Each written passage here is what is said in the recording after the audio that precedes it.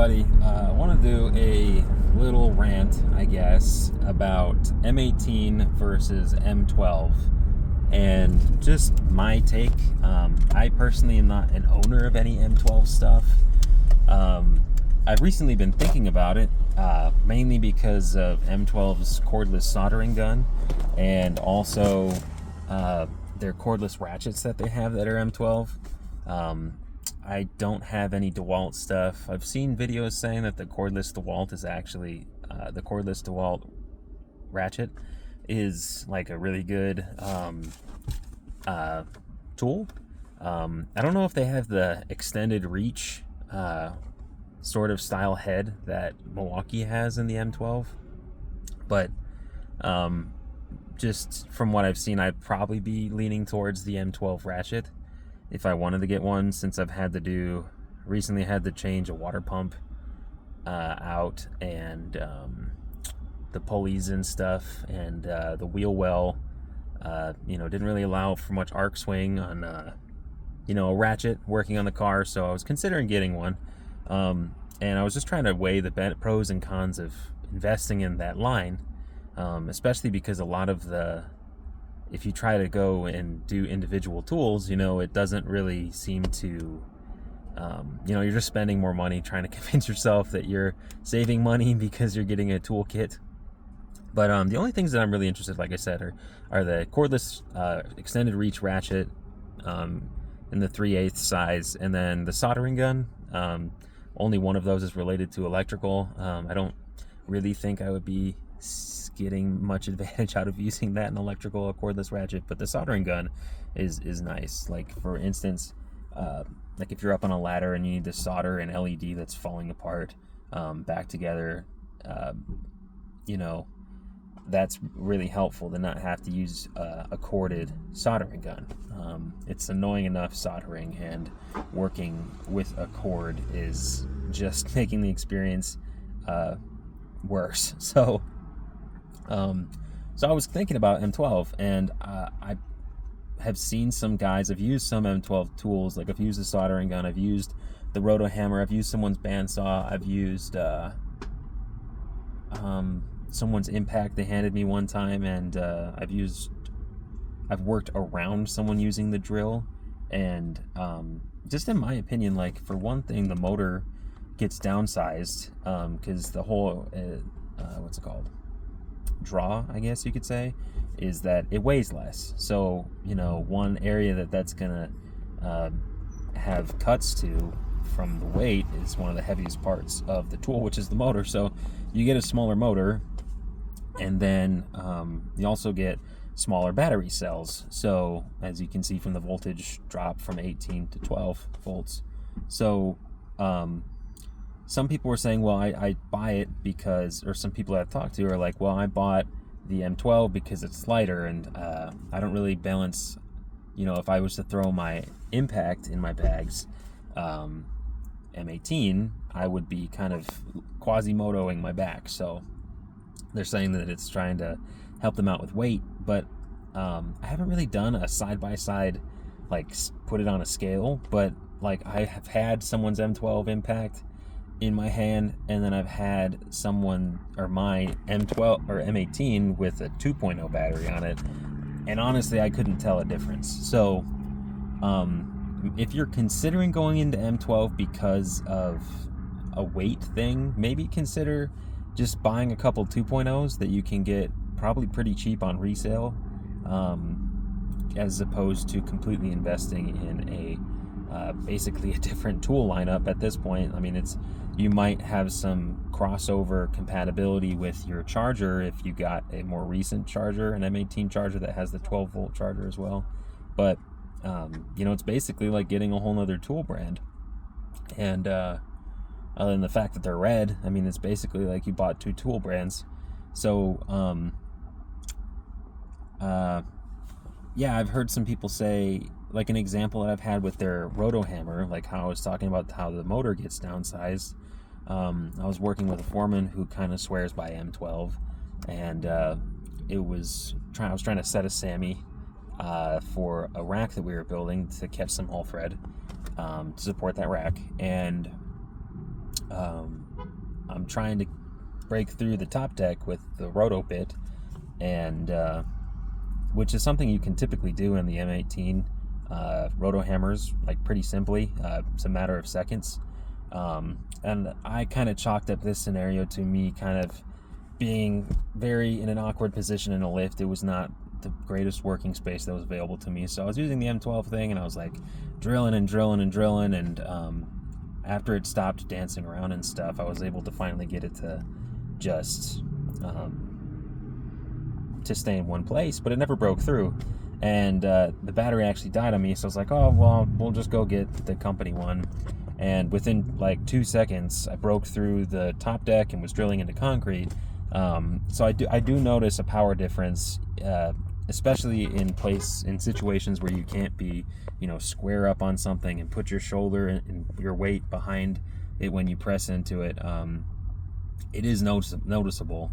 One thing I've also noticed, there's quite a few guys that are in the M12 line that I work around, and I see that they have the impact or their drill and the battery mounting clip that clips into the bottom of the M12 stuff.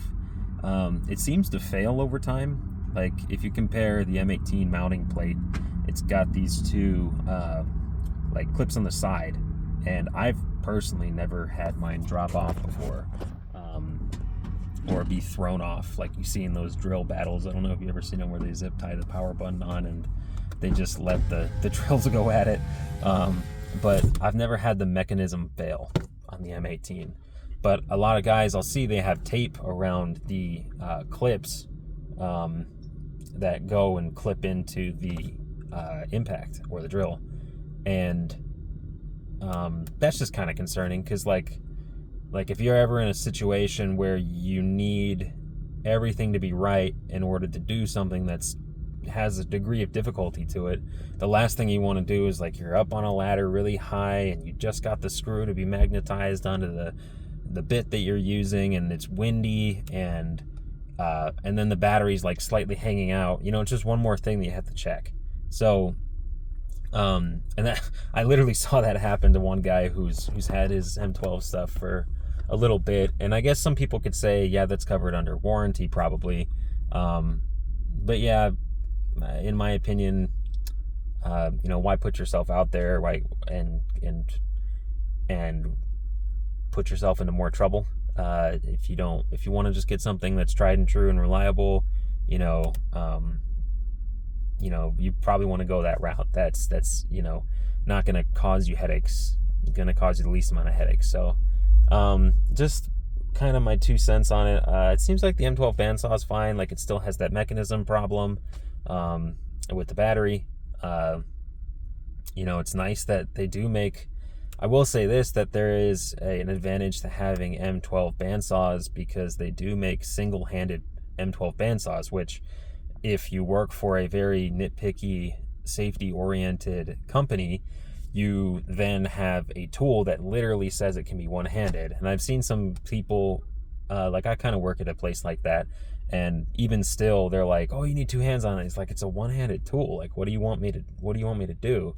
And I actually recently saw this, that Milwaukee, I think it's a type of item that you have to like put a real request in with Milwaukee. Like, I don't think you can just go to Home Depot and buy these things, or you might be able to go to a supply shop and get lucky, but it's like a dual trigger bandsaw. So you have to physically touch, I think it's the trigger that you'd normally use to cut, and then instead of having like the thumb safety, it's on the handle of the bandsaw. So you have to hit the trigger, and then you hit the safety on the handle, and it's like a mandatory. It's like a way to get around the fact that some companies say bandsaws are sketchy by literally forcing you to use two hands. So just something to consider. Like there's some M12 advantages, like that bandsaw I was talking about, and the soldering gun's really nice. And if you do have that weight, like you want to keep your toolbox is lighter, you want to keep what's on you lighter. Like I can see that, but I feel like a 2.0 and an M18 and maybe just considering reconfiguring your bags into something lighter could potentially help you. Like, for instance, I started doing magnets. I have magnets that go on my safety vest that we're required to wear, and that's where I carry my material. Rather than keeping it in my bags and then it offsets the weight of my hips, I just keep it up high on these magnets that I put to the safety vest. I don't know, I can kind of show you. And you stay up high on me, and I can just put whatever I need. I have two, so I could do like one hole straps and then screws, or I could do like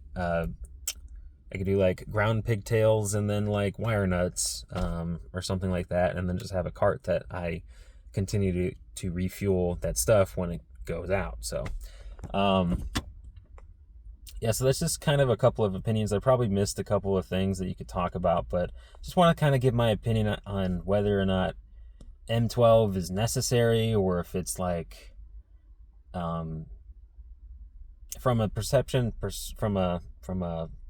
perspective as an electrician, just kind of like what I was attracted to about M12, and then what I've kind of seen. So I like the cordless ratchet. That seems like an awesome idea. Like, working with less arc swing is totally an awesome idea, and you could have a brand that you sort of trust more than others. And then the soldering gun seems awesome. The single-handed bandsaw seems awesome, but I don't think you need to go all in.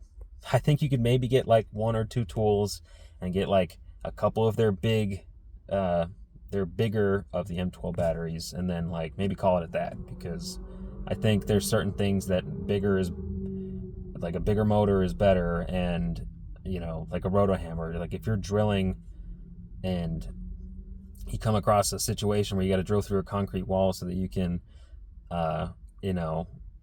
get a 1-inch pipe in there, like the little guy's not going to be able to handle an 1.1 diameter roto bit. And so keeping yourself, like buying, like I bought the 1.1 M18 SDS Plus roto hammer because I was like, I want to have the one like, if I'm gonna spend $300, $350, like I want this stuff to be able to do everything I want it to. I don't want it to cough out on me, or like need help. Like, I want this thing to go. I don't want to drop $300, $400 and then I have to buy another tool. Like, that to me, like, being an electrician is already so expensive for buying tools as it is. Like, I see value in having something that's gonna work for me, like, in any situation. And the M18 stuff,